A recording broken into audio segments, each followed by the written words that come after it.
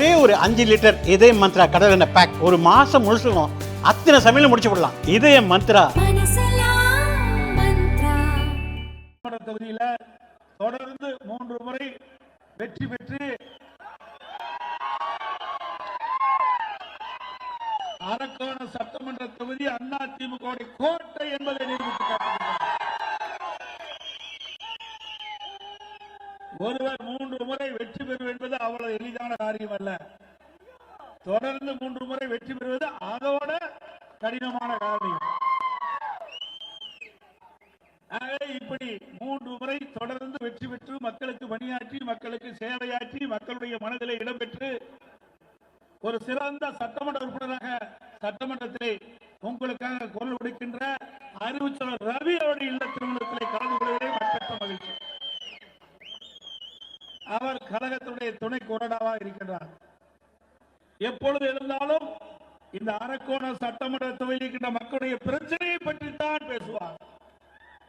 கிடைக்கின்ற ஒரு நிமிடம் இருந்தாலும் அந்த நிமிடத்தை முழுமையாக பயன்படுத்தக்கூடிய சட்டப்பேரவை உங்களுடைய தொகுதி சட்டமன்ற அறிவிச்சவர் ரவி அவர்கள். அதே போல அவர் சார்ந்திருக்கின்ற இந்த மாவட்டத்தில் என்ன குறை என்பதை சட்டமன்றத்தில் எடுத்து சொல்லி அரசுடைய கவனத்திற்கு கொண்டு சென்று அதை நிறைவேற்றக்கூடிய பக்குவமான சட்டமன்ற உறுப்பினர் சகோதரர் ரவி அவர்கள். நான் அவர் பேசுகின்ற பொழுது கவனிப்பேன். இன்றைக்கு ஆளுங்கட்சியில் இருக்கின்ற சட்டமன்ற உறுப்பினர் பேசுவார்கள், எதிர்கட்சியில் இருக்கின்ற சட்டமன்ற உறுப்பினர் பேசுவார்கள்.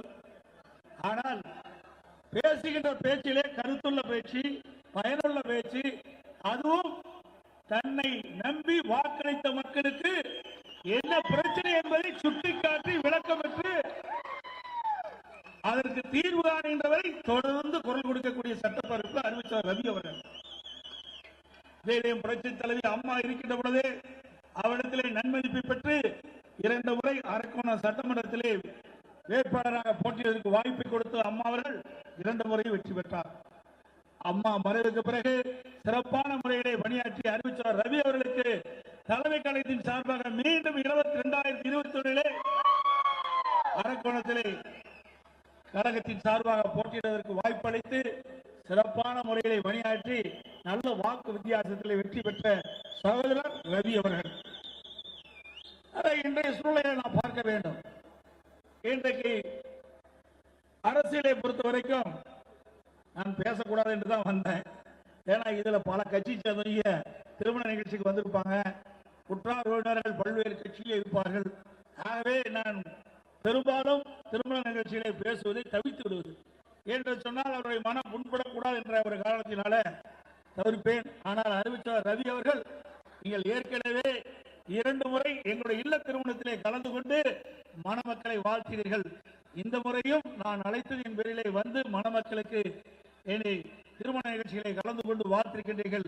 3வது முறை ஒரு சட்டமன்ற உறுப்பினருக்கு ஒரு மாவட்ட செயலாளருக்கு தொடர்ந்து 3 திருமண நிகழ்ச்சியிலும் கலந்து கொண்டது இதுதான் முதல் முறை. இந்த முறை இன்னைக்கு அவசியம் மணமக்களை வாழ்த்தி பேசுவதோடு நீங்கள் கருத்துக்களை சொல்ல வேண்டும் என்று பணித்த காரணத்தினாலே அவருடைய அன்பு கட்டளை ஏற்று அறிவிச்சவர் வீரமணி அவர்களும் நீங்கள் பேச வேண்டும் என்று அன்பை கட்டளையிட்டார்கள்.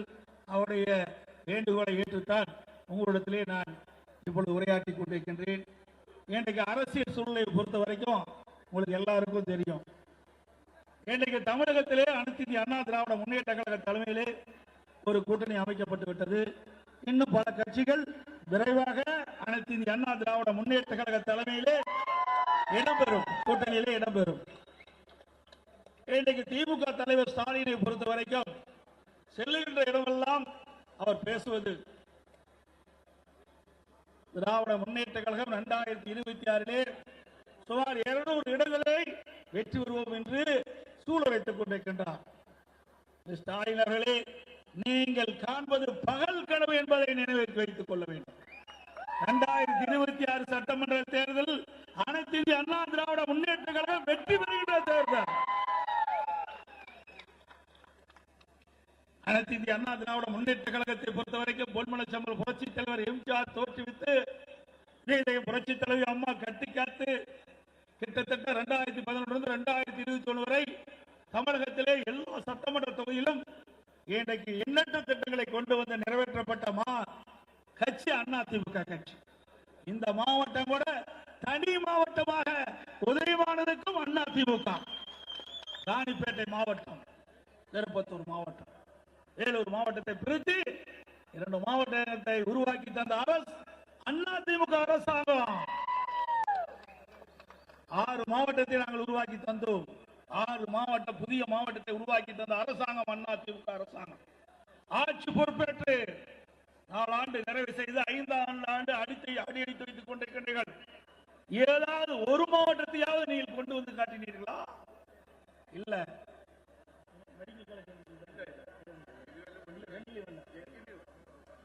அதே போல அதிமுக ஆட்சி இருக்கின்ற பொழுது ஒரே ஆண்டில் 11 அரசு மருத்துவக் கல்லூரி மருத்துவமனை கொண்டு வந்து சாதனை படைத்தார்.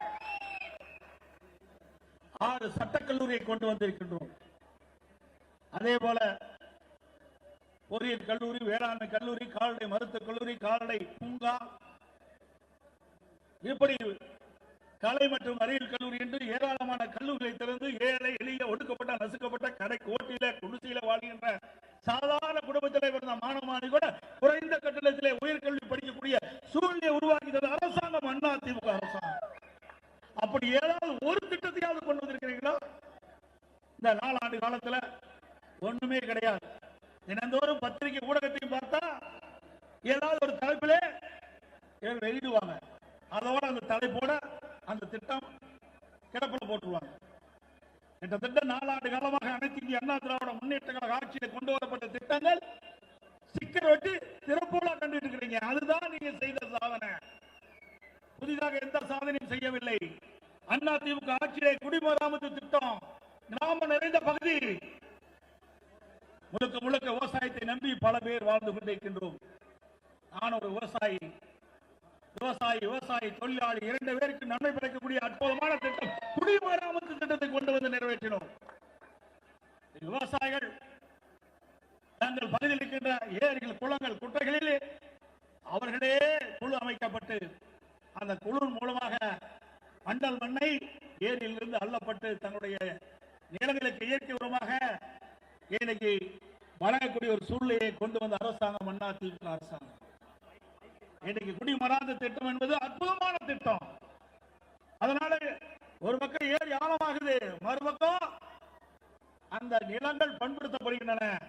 அந்த வண்டல் மண் அங்க இருக்கின்ற நிலத்திற்கு இயற்கை உரமாக பயன்படுகிறது, நல்ல விளைச்சலை கொடுக்கின்றது. அப்படிப்பட்ட அற்புதமான திட்டத்தை முடக்கிய அரசாங்கம் அதிமுக அரசாங்கம்.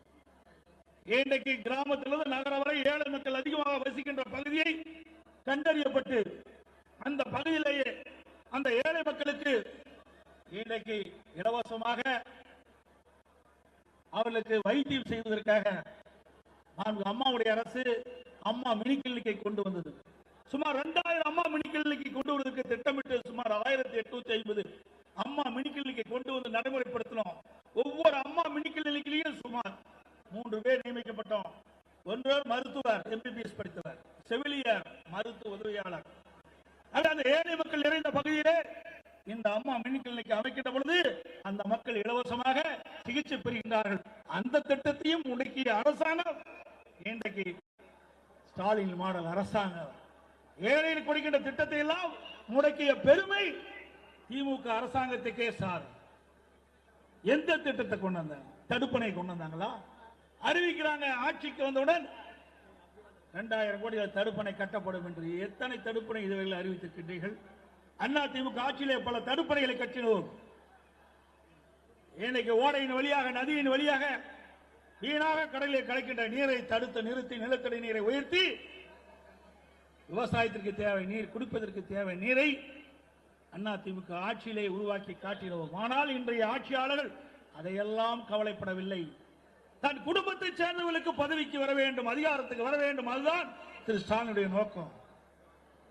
இன்னைக்கு மன்னர் ஆட்சி, வாரிசு அரசியல். திரு கருணாநிதிக்கு பிறகு திரு ஸ்டாலின், திரு ஸ்டாலினுக்கு பிறகு உதயநிதி, அதுக்கு பிறகு இன்பநிதி வர வேண்டும் என்பதுதான் அவருடைய குறிக்கோளாக இருக்கின்றது ஒழிய வாக்களித்த மக்களை பற்றி கவலை இல்லை. வீட்டு மக்களை பற்றி கவலைப்படுகின்ற ஒரே முதலமைச்சர் திரு ஸ்டாலின் தான்.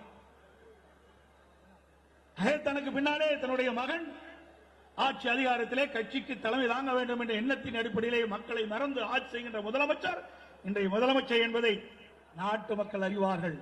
இதற்கெல்லாம் முற்றுப்புள்ளி வைக்கின்ற விதமாக, ஊழல் அரசாங்கத்தை அகற்றுகின்ற விதமாக இன்றைக்கு தமிழ்நாடு முழுவதும் கலெக்ஷன் கமிஷன் கரப்ஷன் இதுதான் தலை தூக்கி இருக்கின்றது. இதுதான் இந்த ஆட்சியில் காணக்கூடிய செயலாக இருக்கின்றது. ஆகவே இதையெல்லாம் எதிர்கொண்டு மக்கள் ஒரு ஆட்சியை தமிழகத்தில் இருந்து அகற்ற, நல்ல ஆட்சி தமிழகத்திலே மலர அனைத்து இந்திய அண்ணா திராவிட முன்னேற்ற கழக கூட்டணியை ஆதரியுங்கள்.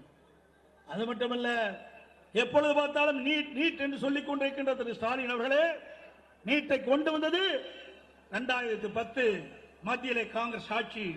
அதில் கூட்டணி அங்க வைத்தது திமுக. திமுகவை சேர்ந்த மத்திய இணையமைச்சர் காந்தி செல்வன் அவர்கள் இருக்கின்ற பொழுதுதான் நீட் அறிமுகப்படுத்தப்பட்டது.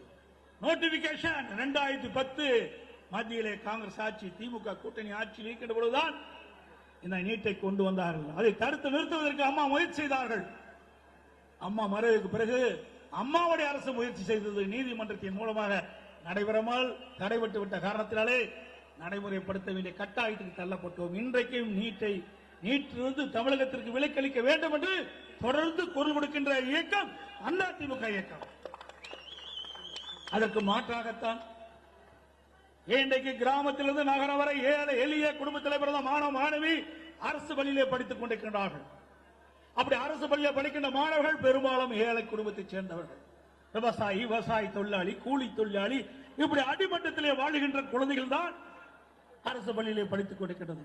அரசு பள்ளியிலே படிக்கின்ற மாணவ செல்வங்களுடைய எண்ணிக்கை 41%, சுமார் 3,80,000 பேர் அரசு பள்ளியிலே படித்துக் கொண்டிருக்கின்றார்கள். ஏழை மாணவர்கள். அந்த மாணவருடைய கனவு நனவாக வேண்டும் என்பதற்காக அம்மாவுடைய அரசாங்கம் 7.5% உள் இடஒதுக்கீடை கொண்டு வந்து சட்டம் இயற்றப்பட்டு அமல்படுத்தப்பட்டு நடைமுறைப்படுத்தப்பட்டு இன்றைய தினம் சுமார் 3,460 பேர் இன்றைக்கு அனைத்து இந்திய அண்ணா திராவிட முன்னேற்ற கழக ஆட்சியில் கொண்டு வரப்பட்ட சட்டத்தின் மூலமாக ஏழை எளிய குடும்பத்தில் பிறந்த மாணவ மாணவி MBBS படிக்கிறாங்க, பல் மருத்துவராக படிக்கிறாங்க. அது மட்டுமல்ல, இந்த 7.5% உள் இடஒதுக்கீட்டில் இடம் கிடைத்த மாணவர்கள் ஏழை மாணவர்கள். அவர்களுக்கு மருத்துவ கல்வி கட்டணம் செலுத்த முடியாத குடும்பத்திலே இருக்கின்றவர்கள். அதையும் அறிந்து இந்த 7.5% உள் இடஒதுக்கீட்டில் இடம் கிடைத்த மாணவர்களுக்கு ₹1 செலவில்லாமல் அத்தனையும் அந்த மருத்துவ கல்வி கட்டணத்தை அரசே ஏற்கும் என்ற அறிவிப்பை கொடுத்து சட்டமியற்றி அந்த ஏழை மாணவர்களும் இன்றைக்கு மருத்துவர்கள், பல் மருத்துவராக இன்றைக்கு மருத்துவக் கல்வி படிக்கின்ற ஒரு சூழ்நிலையை உருவாக்கி தந்த அரசாங்கம் அதிமுக அரசாங்கம். ஸ்டாலின் அவர்களே, இப்படி எந்த ஒரு பெரிய திட்டத்தையாக கொண்டு வந்திருக்கீங்களா? தமிழகம் முழுவதும் சிறப்பான சாலைகள், எங்கெங்கெல்லாம் விபத்து ஏற்படுகிறதோ சாலை சந்திப்புகளே உயர்மட்ட பாலம், ரயில்வே கடவுளே உயர்மட்ட பாலம், இப்படி ஏராளமான திட்டங்களை கொண்டு வந்து நடைமுறைப்படுத்திய அரசாங்கம் அதிமுக அரசாங்கம். சுகாதாரத்துறை இந்தியாவிலே முதன்மை துறை என்ற ஒரு சூழ்நிலை உருவாக்கி தந்த அரசாங்கம் அதிமுக அரசாங்கம். துறை வாரியாக தேசிய அளவிலே விருதை பெற்ற ஒரே அரசாங்கம் அதிமுக அரசாங்கம். இப்படி சாதனை மேல் சாதனை படைத்த அரசாங்கம் மீண்டும் தமிழகத்திலே உங்கள் மூலமாக தேர்ந்தெடுக்கப்பட வேண்டும். அதற்காக நம்முடைய கழக நிர்வாகிகள், தொண்டர்கள் தேனீக்கிளி போல எறும்பை போல சுறுசுறுப்பாக பணியாற்றி வருகின்ற சட்டமன்ற தேர்தல் உங்களுடைய தேர்தல், அதிமுக வெற்றி பெறுகின்ற தேர்தல், அதிமுக ஆட்சி வருகின்ற தேர்தல் என்று கூறி